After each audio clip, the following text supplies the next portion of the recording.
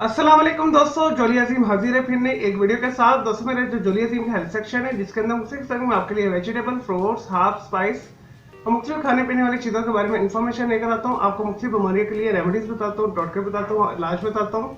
और दोस्तों मैं कोशिश करता हूँ आप लोगों के लिए आसान रेमेडीज लेकर आऊँ जिसे घर के अंदर करना बहुत आसान होता है। तो दोस्तों आज मैं आप लोगों को एक बहुत ही आसान रेमेडी बताऊँगा।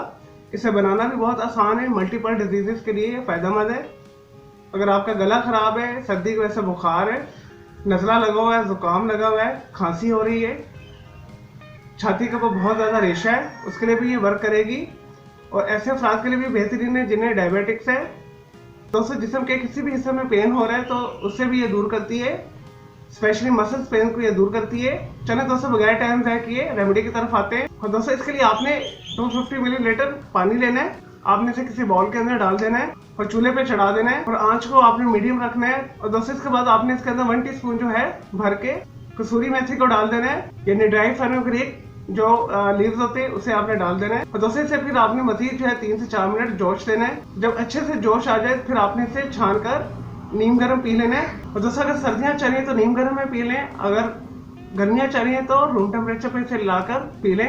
दोस्तों ये कसूरी मेथी की जो मैंने आपको चाय बताई है ये बेहतरीन है ऐसे अफराद के लिए जिन्हें अक्सर नज़ला जुकाम लगा रहता है, जिन्हें छाती के अंदर रेशा है और उनके मसल्स के अंदर अक्सर पेन रहती है। और दोस्तों इन बीमारियों के लिए ये बेहतरीन है, स्पेशली शुगर के मरीजों के लिए बेहतरीन है।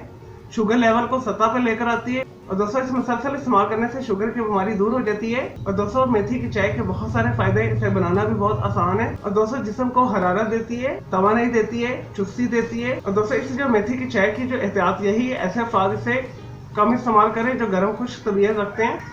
बरगमी मजाज के और जो सर्द मजाज के लोग इसे आंखें बंद करके इस्तेमाल कर सकते हैं। और इसे ऐसे अफराद भी मुसलसल इस्तेमाल ना करें जिन्हें किडनी डिसीजेज हैं, जिनके गुर्दे के अंदर पथरी है, उनके लिए भी ये शायद जो है मौसर नहीं है ज़्यादा, तो वो भी ओकेजन ही से इस्तेमाल करें। चले दोस्तों मैं उम्मीद करता हूँ आपको ये सिंपल सी जो मैंने रेमेडी बताई है जो मल्टीपल डिसीजेज के लिए कारआमद है, आपको ये वीडियो पसंद आई होगी। तो इस रेमेडी के हवाले से किसी भी किस्म का कोई आपका सवाल है तो कमेंट के अंदर क्वेरी कीजिएगा, तो मैं आपको उसका जरूर रिप्लाई करूंगा। कोई कंफ्यूजन है तो उसके लिए भी आप डिस्कस कर सकते हैं कमेंट के अंदर आकर। और दोस्तों मजीद किसी भी वेजिटेबल, फ्रूट, हर्ब, स्पाइस अपने खाने पीने वाली चीज़ों के बारे में पूछना चाहते हैं तो जस्ट कमेंट के अंदर क्वेरी कीजिएगा, तो मैं आपको उसका जरूर रिप्लाई करूंगा। चलिए दोस्तों मैं अब आपको मिलूंगा एक न्यू वीडियो के साथ। मुझे इजाजत दे, टेक केयर।